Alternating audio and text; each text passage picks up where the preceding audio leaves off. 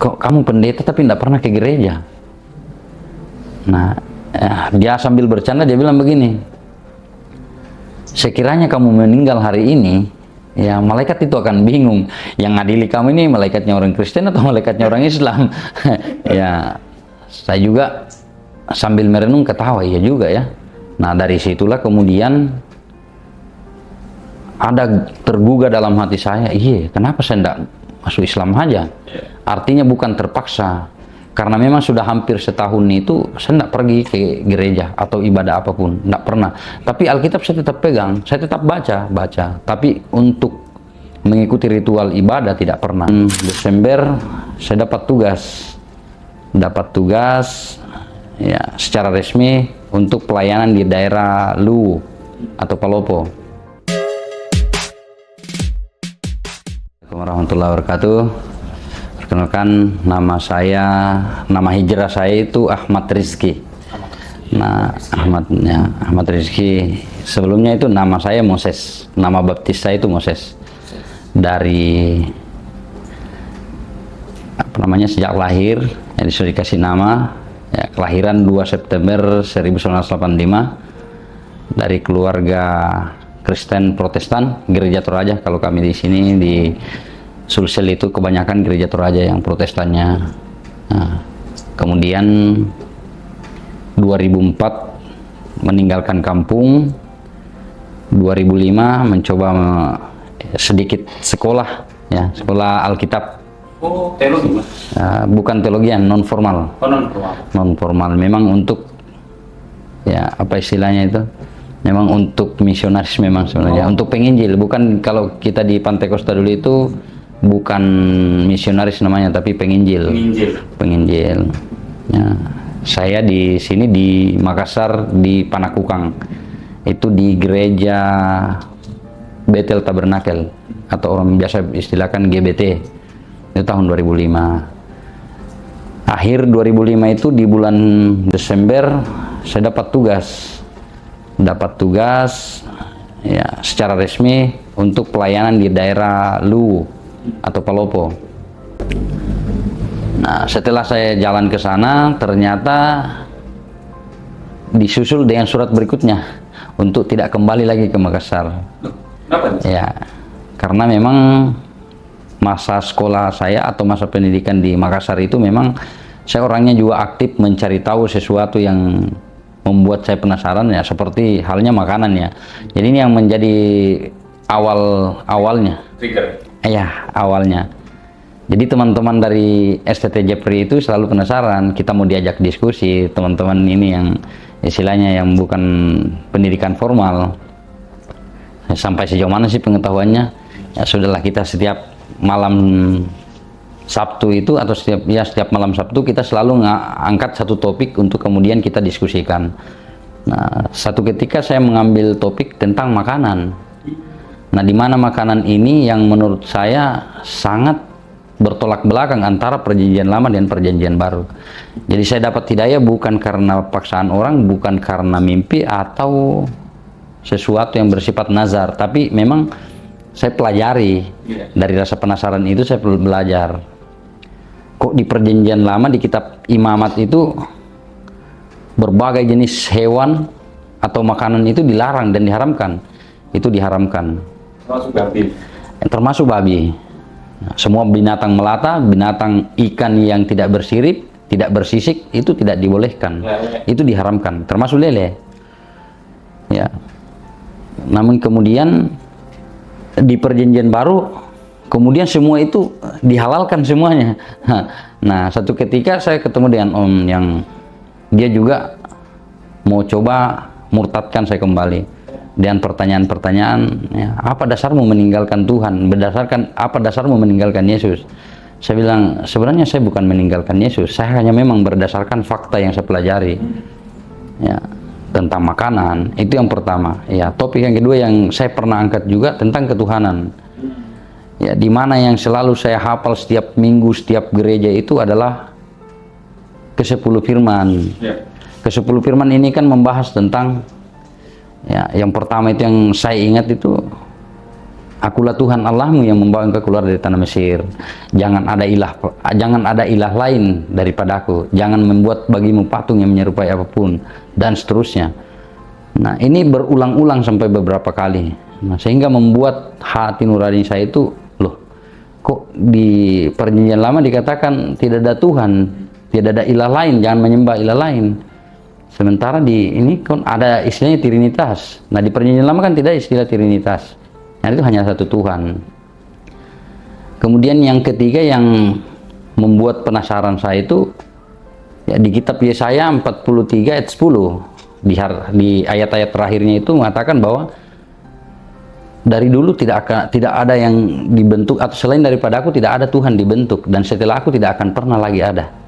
Artinya membantah di kitab Perjanjian Baru bahwa adanya Yesus sebagai Tuhan. Padahal sudah dipatok di sini bahwa tidak akan ada Tuhan lagi. Kenapa muncul lagi di Perjanjian Baru tentang adanya Tuhan yang kedua dan yang ketiga?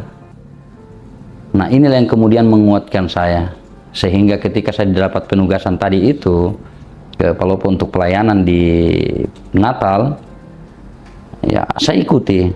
Memang sih saya sedikit kecewa karena cita-cita saya itu saya ingin menjadi penginjil.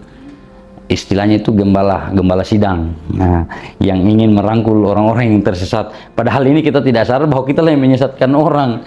Nah, seperti itu. Yang kemudian muncul cerita-cerita fitnah-fitnah bahwa Moses ini kembali ke Palopo itu kembali ke masanya, atau di mana dia datang dulu, karena memang cukup dikenal bahwa ya berandal istilahnya ya, berandal, gabung dengan anak-anak nakal, minum dan seterusnya, suka tawuran dan seterusnya. Itu kemudian dilaporkan ke tempat saya dulu. Itu menjadi alasan saya tidak kembali lagi, dilarang kembali. Nah, di tahun 2006 saya mencoba pindah dari satu tempat ke tempat yang lain. Seingat saya itu pas Ramadan Oktober 2006 saya tinggalkan tempat. Tibalah saya di perkampungan Muslim yang mayoritas Muslim di situ. Semasa orang puasa itu, ya namanya juga kalau kita tidak ada teman di situ, ya kita ikut-ikutan puasa, mau tidak mau. Akhirnya dengan begitu, ya biasa kalau hari Minggu itu orang-orang tua di sana sering, kenapa kamu kok pendeta tidak pergi ke gereja ya? Saya tidak menjawab apa-apa, saya diam saja. Nah, tiba saatnya menjelang akhir Ramadan di 2006 itu, ya saya ditanya oleh seorang kakek, "Nak, kamu ini kan pendeta." Ya, meskipun saya juga, mereka juga tidak tahu bahwa pendeta betulan atau bukan, karena saat itu kan kita belum ada pengurapan atau pelantikan sebagai pendeta, belum. "Kok kamu pendeta tapi tidak pernah ke gereja?" Nah, dia sambil bercanda dia bilang begini, "Sekiranya kamu meninggal hari ini, ya malaikat itu akan bingung, yang ngadili kamu ini malaikatnya orang Kristen atau malaikatnya orang Islam." Ya, saya juga sambil merenung ketawa, iya juga ya. Nah, dari situlah kemudian ada tergugah dalam hati saya, iya kenapa saya tidak masuk Islam aja? Artinya bukan terpaksa, karena memang sudah hampir setahun itu saya tidak pergi ke gereja atau ibadah apapun, tidak pernah. Tapi Alkitab saya tetap pegang, saya tetap baca. Tapi untuk mengikuti ritual ibadah tidak pernah. Nah, sampailah kemudian mendekati akhir dari Ramadan itu, saya datangi ya Pak Imam desa waktu itu, yang kebetulan dia salah satu orang tua angkat saya. Nah, saya datangi, saya panggil Oher. Ya, Oher itu sebutan panggilan bapak ya kalau di daerah-daerah kita di Sulsel biasanya. "Oher, ini saya mau masuk Islam." "Hah?" Kaget dia. "Kok tiba-tiba pendeta mau masuk Islam?" Saya bilang saya sudah mikir-mikir. Akhirnya waktu itu ditanya baik-baik, "Nah, kalau kamu mau nikah, bilang aja kalau kamu mau nikah. Tapi jangan sampai gara-gara perempuan kamu mau pindah agama." Jadi saya sampaikan bahwa sedikit pun tidak ada intervensi dari siapapun, tidak ada paksaan, apalagi seorang perempuan. Toh kalau hanya kalau perempuan, ya banyak juga di kalangan-kalangan kita Kristen yang cantik-cantik, ya tidak kalah menarik lah, seksi-seksi dan seterusnya. Itu yang pertama. Yang kedua, besoknya saya datang lagi karena itu saya merasa masih belum dipercaya. Malam yang ketiga saya datang masih seperti itu, masih ditanya. Sampai malam yang ketiga, akhirnya orang tua ini, bapak angkat saya ini, dia bilang, ya kalau memang kamu yakin, sebelum kamu syahadat, saya mau sumpah kamu dulu. Ya karena saya merasa yakin, saya bilang, bapak enggak perlu sumpah saya, Oher enggak perlu sumpah saya akan bersumpah atas diri saya sendiri. Karena saya terlalu yakin dengan ini, saya akan masuk Islam. Oke. Akhirnya sudah ada ritual-ritual begitu, kayak dimandikan, saya dibawa ke sumur, dikasih mandi apa semua, bahwa hari ini agamamu sudah dibersihkan dari dirimu, tinggal hatimu yang kamu bersihkan. Ya siap, saya syahadat. Alhamdulillah, besoknya ini masih ada tersisa berapa hari untuk sampai ke Lebaran Idul Fitri. Kamu harus ikut karena kamu sudah Islam, kamu harus sholat, kamu harus ikut tarwih. Oke, saya ikut tarwih lah. Pas ikut tarwih itu, ya namanya di musola itu ndak ada hijabnya antara laki-laki dan perempuan. Saya di baris belakang dengan teman-teman. Oke, ikut. Nah, yang membuat heboh itu karena namanya juga orang belum pernah latihan, ikut-ikutan. Oh, ini sujud, orang sujud. Ya biasa itu kalau orang sudah kalau 2 rakaat itu sudah tahiyat akhir, saya berdiri untuk lanjut lagi. Wah, heboh, ribut satu ini di belakang, sampailah setelah selesai tarwih itu, ya betul-betul ribut. Loh, tuh Pak Pendeta, kan orang tahu saya pendeta, meskipun memang belum jadi pendeta waktu itu. Heboh, kok pendeta pergi tarwih ya? Saya bilang, ya alhamdulillah saya sudah Islam. Hari ini saya sudah Islam. Ya, mulailah dari situ bermunculan. Nah, ketika itu sampai ke telinga Pak Desa. Didatangilah bapak angkat saya ini, kemudian dimarah. Loh, kamu kok Islamkan orang tanpa izin dari kecamatan atau dari KUA dan seterusnya? Saya bilang, saya yang buat surat pernyataan untuk kemudian tidak ada orang yang dituntut dalam hal ini karena memang ini kemauan saya. Jadi sempat didatangi bapak angkat saya itu, diingatkan bahwa ini tidak boleh dilakukan ketika tidak ada izin ataupun penyampaian kepada KUA. Saya bilang tidak apa-apa, ini kemauan saya.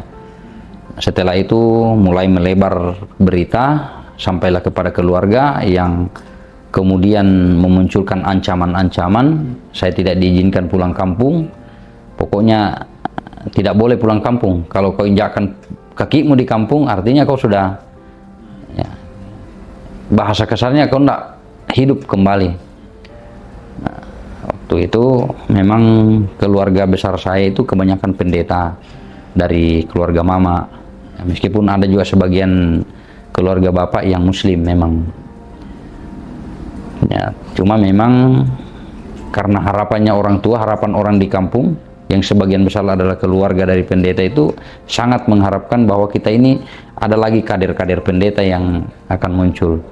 Namun yang sangat dianggap mencoreng nama baik keluarga ya ketika saya pergi sekolah Alkitab, pulang-pulang kok jadi ustadz, dan bahkan tidak tanggung-tanggung. Waktu itu karena saya sempat bergabung di jemaat tabligh, saya pulang dengan pakaian gamis dan surban. Nah, tambah kaget orang, loh datang ini tiba-tiba ini. Tapi saya penuh ancaman waktu itu. Apa aja? Verbal, fisik? Kalau secara fisik, alhamdulillah tidak ada yang menyentuh secara fisik. Nah, yang mengherankan saya ketika itu, waktu saya pulang itu sampai di bandara itu karena kebetulan yang pemilik tanah yang dibeli oleh pemerintah jadi bandara itu adalah keluarga juga. Disampaikan kalau ada Moses tiba di kampung, di bandara, tolong sampaikan, kami akan hadang, kami akan datangi. Tapi satu hal yang sangat ajaib menurut saya waktu itu, saya pulang, ya, diantar dengan om yang ada di sana yang muslim, satu pun tidak ada orang yang mengenali. Sampai di rumah bapak, saya ketemu dengan teman-teman, tidak ada yang tegur. Apakah karena memang mereka tahu bahwa saya ini muslim sehingga dia tidak tegur saya, atau memang Allah menutupi mata-mata mereka. Tapi saya sangat yakin, ya, sebagaimana yang di dalam surah Yasin itu, ya, bahwa Allah menutupi mata-mata mereka, menutupi pandangan-pandangan mereka, dan saya sangat yakin itu karena saya dengan penuh kepasrahan ketika itu, ya, om yang dampingi saya ke kampung itu dia bilang, ya, kalau memang sudah waktunya kau mati hari ini, artinya kita sudah mati sama-sama. Saya pun demikian, saya ingin menjalin silaturahim dengan orang tua, bukan mau ngapa-ngapain. Ya, niat saya untuk silaturahim. Ya, kalau sudah memang takdir saya mati hari ini, ya apa boleh buat. Alhamdulillah saya kembali, tidak ada orang satupun yang kenal. Tidak ada satupun orang yang tegur kecuali orang tua. Tapi orang tua ketika itu yang cukup menyakitkan juga, ya namanya orang tua. Ya, wah, ternyata kamu masih hidup. Artinya memang sudah dianggap bahwa mati dan dianggap hilang dari silsilah kekeluargaan. Dianggap hilang dari silsilah kekeluargaan. Namun upaya-upaya terus saya lakukan silaturahim sampai saat ini. Ya, alhamdulillah di tahun 2012 adik saya juga yang perempuan ikut muslim. Padahal dulu awalnya waktu saya muslim, dialah yang paling keras komentarnya. Tapi alhamdulillah saat ini dia sudah muslim, dia sudah muslimah juga. Tinggal 4 orang adik lagi yang masih, ini termasuk orang tua, ya. Maka dari itu saya secara pribadi memohon dukungan doa dari saudara-saudaraku yang lain yang muslim supaya, ya, kami tetap dikuatkan dalam hidayah ini, termasuk orang tua juga bisa dibukakan hidayah bagi mereka. Dua-duanya, termasuk keempat adik saya ini, ya, saya masih belum mampu untuk mengarahkan mereka karena memang pada dasarnya kita tidak mampu memberikan hidayah kepada mereka, ya Allah lah yang memberikan hidayah. Berbagai upaya saya sudah lakukan, saya sudah menyampaikan kebaikan-kebaikan Islam, tapi memang, ya, belum waktunya hidayah mereka terima, ya. Saya juga harus dengan besar hati tetap bersabar untuk menunggu. Insya Allah saya sangat yakin bahwa Allah tidak akan membiarkan kita dalam kesesatan yang nyata. Tetap Dia akan memberikan jalan yang terang bagi kita semua, untuk keluarga, baik kepada saudara-saudaraku yang lain, ya, secara emosional maupun yang tidak ada hubungan. Seperti itu. Ya, Bang, kan masuk Islam tuh. Dulu kan benar-benar belajar, ya, Iya. Injil menginjili kan itu kan. Betul. Sekarang beliau menjadi seorang muslim. Itu Bang pernah dapat pengalaman berat nggak ketika masa transisi itu, Bang? Jadi pengalaman berat di masa transisi itu, ya, hampir sama semua dengan teman-teman yang lainnya. Dikucilkan dari keluarga. Cuma bedanya karena kita ini seorang laki-laki. Artinya memang sudah terbiasa dengan dunia-dunia keras, dunia apa istilahnya, dunia premanisme. Jadi kita hidup di luar itu sudah tidak menjadi hal yang asing lagi. Ketika kita diusir, ya sudah, saya punya teman di luar, saya punya jalanan yang saya bisa hidup lah, saya bisa hidup. Tapi dari segi mental memang terganggu, sangat terganggu ketika kita ditolak di semua keluarga. Seperti itu. Dari agama yang dulunya ibadahnya ringan gitu ya, Bang, seminggu sekali gitu ya, terus tidak ada kewajiban-kewajiban lain. Ketika memasuki Islam itu banyak syariat yang harus Abang lakukan. Betul. Seperti sholat lima waktu tadi ya, Iya. sholat sunnah dan kewajiban-kewajiban lainnya. Itu bagaimana, Bang, cara membiasakannya? Dari kalau anak kecil kan dari kecil tuh dibiasakan. Iya. Nah, Abang ini kan udah dewasa, bahkan udah ya udah dewasa gitu ya. Iya. Lalu jelek mengikuti syariat yang mungkin Abang juga melihat, wah ini kok banyak banget. Gimana perasaannya, Bang? Terus berat nggak sih waktu itu? Jadi awal-awal itu sebenarnya kalau dibilang berat, apa ya, gampang-gampang susah ya. Karena kalau dibilang berat juga tidak, karena memang kita sudah punya komitmen. Kenapa harus meninggalkan ini, masuk ke sini? Karena kita sudah yakin bahwa saya tidak akan mendapatkan kebaikan di sini. Nah, hanya saja kalau yang beratnya yang saya bilang bahwa ya kita harus membiasakan. Nah, di waktu-waktu masa keislaman saya di tahun 2006 perjalanan sampai ke 2010 itu sempat juga terganggu masalah ibadah. Ya karena memang lingkungan yang kurang pas. Ya, teman-teman yang nyaris tidak ada yang sholat 5 waktu juga. Mereka pada muslim semua. Nah yang ada itu hidup dengan penuh dengan minuman keras. Penuh dengan minuman keras. Nah, satu ketika hal yang membuat saya sangat luar biasa, jadi tingkatan hidayah yang saya dapatkan ini ada beberapa tingkatan. Yang pertama itu ketika saya sudah terbuka, Allah membuka hati saya bahwa ini Islam agama yang benar, saya terima. Kemudian yang tahap yang kedua ketika saya sudah berislam itu belum untuk mampu melakukan. Kenapa? Memang lingkungan di sekitar saya waktu itu tidak mendukung. Nah, hidayah yang saya dapat yang kedua, saya ketemu dengan teman-teman jemaah tabligh. Waktu itu saya dulu petani tambak. Iya, jadi tambak ikan bandeng itu waktunya panen, yang beli ini teman-teman dari jemaah tabligh. Sudah, ya mungkin dia memperhatikan keseharian saya. Loh, kamu muslim kan? Iya muslim. Loh, tapi selama kita di sini kok nggak pernah ikut sholat ya? Sudah saya jelaskan bahwa saya ini seorang mualaf. Dengan itu salah satu dari teman ini yang tidak punya anak juga, dia bilang begini, kalau kamu mau ikut sama saya, ikut sama saya. Kebetulan saya tidak ada anak. Nggak usah angkat anak, tapi angkat adik saja, karena jauh usianya tidak terlalu jauh lah, tidak terlalu jauh. Ya saya bilang, oh iya saya mau sekali belajar. Saya tinggalkan pekerjaan saya yang lumayan lah kalau dibilang menjanjikan secara materi. Pekerjaan tambak itu kan lumayan hasilnya, saya tinggalkan. Nah jadi berpindah ke tempat yang lain lagi itu untuk kemudian belajar agama. Di situ pun masih proses. Sudah belajar sholat, tapi masih sholatnya di rumah. Nah, ketemu dengan teman-teman tabligh. Dan itu waktu itu tahun 2010 masih lancar, masih ini. Ya, saya mohon maaf juga sampai telinga saya belum terlepas. Anting saya masih terpasang waktu itu. Oh, ya, masih terpasang anting saya itu dan ada 3 lubang di sini. Saat itu saya sudah sholat.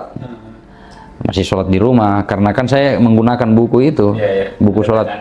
Ya, buka gerakannya sambil praktek, buka di buku lagi dan seterusnya sampai selesai. Nah, satu ketika saya ketemu dengan teman-teman dari jemaah tabligh juga, pas pulang minum, sempoyongan sekitar jam 9 malam lah begitu, sempoyongan. Sudah dipanggil, ditunggu baik-baik di rumah. Memang sengaja ini kakak angkat saya, dia panggil memang jemaah tabligh ke rumah. Datang, saya pas masuk ke rumah, mereka sudah diskusi dalam rumah. Saya datang waktu itu, dipanggil baik-baik, ayo sini kita cerita-cerita, ngerokok sama-sama Kak. Meskipun juga ya dari caranya juga ya tetap salah juga, karena sambil ngajak rokok ya, sudah ikut rokok sambil dicerita-cerita dalam keadaan tidak setengah sadar, ya sudah disampaikan. Dia sampaikan seperti ini, saudara, sekiranya hari ini kamu pulang dari minum kemudian ditabrak mobil, ya kita bisa pastikan ya, posisi kita di mana dalam kondisi seperti ini, mati dalam keadaan jahiliyah. Dan kita bisa pastikan di sini, meskipun saudara ini sudah dikatakan bahwa sudah dibersihkan dari dosa-dosanya, tapi kan melakukan dosa lagi. Saat itu serasa disambar petir, hilang keringat, seolah-olah hilang, mabuk saya itu hilang. Jadi gini, apa yang memberatkan kamu untuk sholat? Saya bilang, yang pertama yang memberatkan saya sholat karena belum terlalu hafal gerakannya. Yang kedua, saya malu ke masjid, ini dan seterusnya. Oke, kalau itu diterima, kamu belajar. Jadi mulai besok subuh, kamu siap-siap, saya yang jemput. Hampir sebulan penuh itu dijemput setiap waktu sholat. Hampir sebulan penuh. Setiap waktu sholat ditelepon. Ayo siap-siap, kita mau ke masjid lagi. Saya ikut. Setelah itu, sudah hampir sebulan itu, sudah dibiarkan pergi sendiri sholat, pergi sendiri, Setelah itu sudah rajin ke masjid, diajaklah keluar 3 hari, teman-teman dari jemaah keluar 3 hari, alhamdulillah pulang. Pas pulang beberapa hari, nah perjalanan yang sangat menarik juga waktu itu, ketika saya diajak keluar 3 hari, saya tidak punya uang, tidak punya uang, tapi saya punya handphone waktu itu. Saya bilang begini, saya mau keluar ini tapi tidak ada uang saya ini. Saya bilang begini, oke, kalau begini saya harus gadaikan ini HP ku atau saya jual. Saya jual ke salah seorang teman, ini uang HP saya mau jual, saya mau pergi huruj. Oke, dia terima, dia kasih uang saya, terus saya jalan. Sepulangnya saya dari huruj, HP itu dia kembalikan. Nah, saudara, saya tidak jadi nih HP. Terus gimana dia uangnya? Uang itu saya sudah sedekahkan, HP saya kembalikan. Nah, ini sangat menarik bahwa ketika kita berjalan di posisi yang benar di dakwah itu betul-betul sangat menarik. Ya. Janji Allah itu tidak kemudian bisa diragukan lagi. Nah, berjalan, akhirnya sampailah ditaskir, kemudian disuruh lagi keluar 40 hari, keluar lagi. Terlalu banyak keajaiban-keajaiban yang saya temukan ketika saya berislam. Sangat luar biasa. Ya, akhirnya sampai saat ini justru saya mengalami kemunduran. Di mana kemunduran ini ya karena memang tidak memperhatikan yang namanya ya saudara-saudaraku yang lain. Ya, kemunduran itu berupa memang apa? Ketika kita tidak peduli dengan orang lain, ya, Allah seolah-olah berlepas diri dari kita. Nah, inilah yang kemudian ingin saya pesankan kepada saudara-saudaraku yang lain, bahwa ketika kita masih punya hati nurani untuk peduli kepada saudara kita yang belum mengenal hidayah, maka Allah juga tidak akan memperhatikan kita. Tapi ketika kita peduli sama mereka dan rasa kasihan kita bukan kebencian, insya Allah akan membukakan jalan bagi kita. Nah, saat ini juga beberapa hari yang lalu saya sudah bertekad untuk kemudian berhenti dari pekerjaan saya dan fokus di teman-teman di Arimatea, ya, untuk bergabung dalam dakwah kembali. Ya, meskipun saat kemarin-kemarin ini saya menganggap bahwa pekerjaan saya adalah dakwah juga karena di lembaga zakat. Cuma memang habis waktu untuk kemudian ya cari uang, ya. Tetapi untuk dakwah ya kurang. Nah, seperti itu, Bang. Ya. Bang, ini insya Allah singkat, padat, dan kita sudah dapat informasi semuanya. Siap. Ini kan yang nonton Bang, insya Allah ada yang muslim, ada yang non muslim, ada yang mungkin baru mualaf. Barangkali Bang Rizky mau kasih pesan ke mereka. Ya, satu pesan yang ingin saya titipkan, bahwa ketika kita berada di jalan dakwah, maka Allah tidak akan menyia-nyiakan kita. Nah, kemudian tadi yang saya sampaikan bahwa kepedulian, kita harus peduli kepada saudara-saudara kita, baik yang sudah Islam ataupun yang belum. Bukan kebencian. Jangan kita pernah membenci orang, siapapun dia. Sekiranya binatang itu kita harapkan untuk kebaikan darinya, ya tidak perlu ada kebencian. Apalagi sesama kita manusia, harus ada penuh kasih sayang. Nah, sebagaimana Nabi ketika merawat orang Yahudi yang buta itu selalu dicaci maki, namun tidak ada balasan sedikit pun. Ketika Nabi sudah tiada, barulah dia sadar bahwa selama ini yang memberikan perhatian yang saya caci maki adalah orang yang memberikan perhatian kepada saya. Maka dengan itu mengantarkan hidayah. Maka dengan itu adalah kepedulian yang perlu kita kedepankan. Seperti itu. Jazakallah khair, Bang Rizky. Siap. Semoga ini menjadi amal dari buat antum, dari Amin, amin. jadi wasilah kebaikan. Amin.